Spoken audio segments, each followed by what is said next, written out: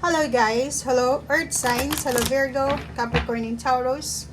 Welcome dito sa aking channel, Kapalaran 888. Welcome. Alamin natin kung anong messages, vibration, gabay energy para sa lahat ng Earth Signs, Virgo, Capricorn and Taurus.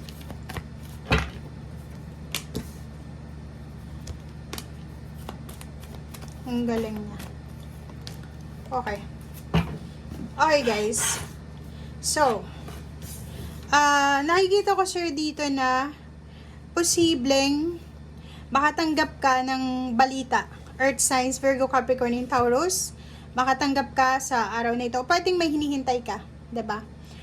For example, nag-send ka ng message sa isang tao para mangutang, pero hindi niya binabasa yung message mo. Parang ganun. So, medyo concerned ka, medyo nag-iisip ka, nag-aalala ka.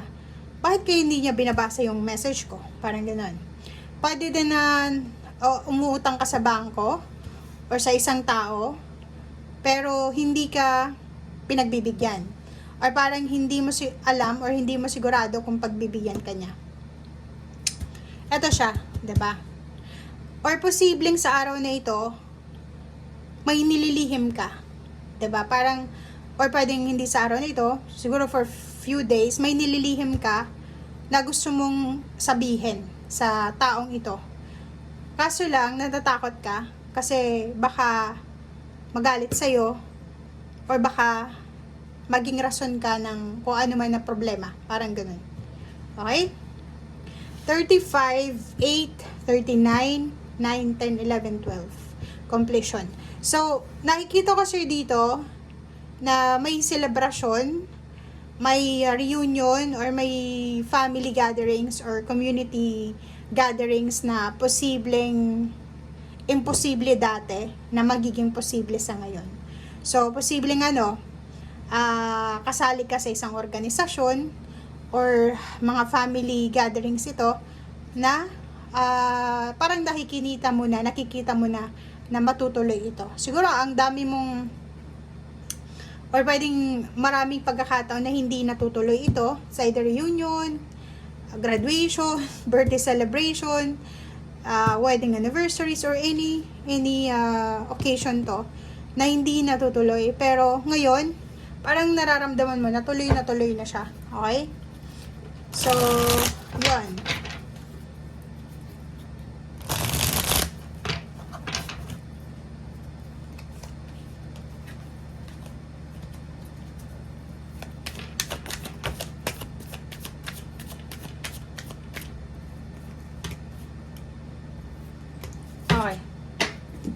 Okay, so ito na siya. Four of Wands, celebration, family celebration, kung ano man yan, Four of Pentacles. Kailangan mong mag-ipon ng pera. Sabi ko na eh. So, totoo to.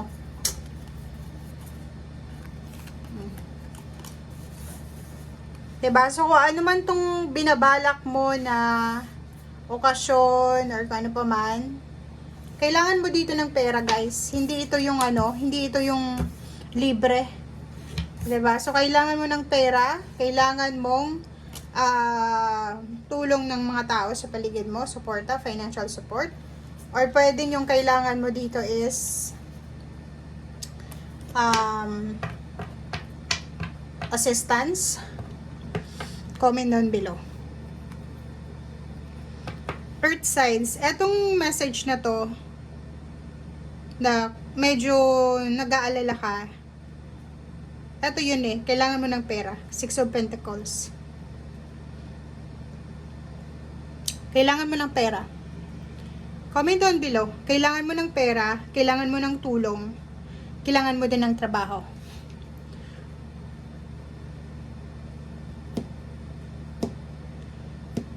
Siguro isa kang Virgo na breadwinner ka.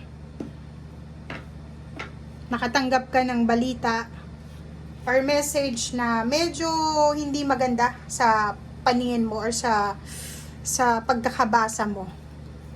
And kailangan mong maghanap ng pera para dito. Pwedeng may humihingi sa yung perang magulang or may kailangan na pera yung kung sino man dito na involved sa'yo.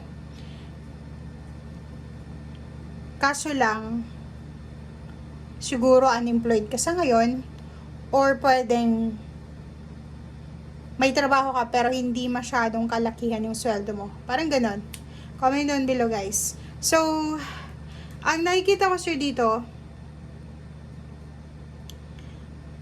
may posibilidad na may mag-offer sa'yo ng trabaho. Ano yung trabahong ito? If nasa full-time job ka na, pwedeng may mga part-time job dito na pwedeng i-offer sa'yo. Okay? Tingnan mo. Meron din ditong earth signs na parang gusto nilang umalis, lumipat sa mas stable na lugar, stable na trabaho, stable na komunidad. Pwedeng yung kinalalagyan mo sa ngayon is sobrang toxic. It's either new work ito, bago ka ba dyan sa trabahong yan, na nag-aalala ka. 'Di ba? Parang ganun. Pwede yung mga katrabaho mo ay mga hindi magaganda yung ugali nila or ganito ganyan. Comment down below, guys. Kasi nandito ka sa 12 source eh. 'Di ba? Hindi mo alam kung ano yung gagawin mo. Nandun ka sa crossroad. Hindi mo alam, itutuloy ko ba tong ginagawa ko? Magre-renew ba ako ng contract? Itutuloy ko ba yung pagtatrabaho ko?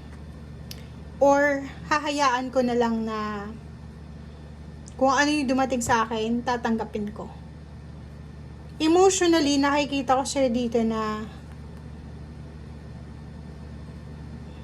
physical, siguro sa labas ng mga tao, sa pakikitungo, masaya ka. Pero inner, sa loob-looban mo, sobrang lungkot mo, pasan mo yung mundo, pasan mo din yung pamilya mo, pasan mo din yung relationship mo, parang ganon.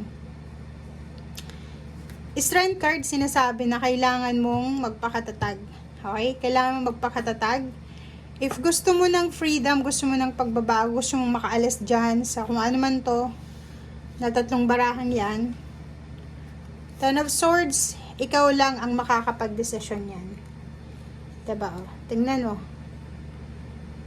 Ikaw lang, like, nasa stagnation ka, nasa sitwasyon ka na hindi mo alam kung ano yung gagawin mo, ikaw lang ang makakapag-desisyon yan. 'Di ba? Gusto mong tapusin na yung sama ng loob, gusto mong tapusin na yung mga financial problems, or kung anong pa man na tong mga issue na to, ikaw ang makakapag-desisyon yan. Okay? So, nasa kamay mo kung ano yung gusto mo, kung ano yung gusto mong marating, kung ano yung gusto mong gawin. Mahirap kasi magsabi dito kasi pwedeng sabihin mo na ayaw mo na, pero pinipilit pa rin dito ng barahan na kailangan mong tanggapin. 'Di ba? Comment down below, guys. Comment down below kasi kayo lang ang makakaalam nito.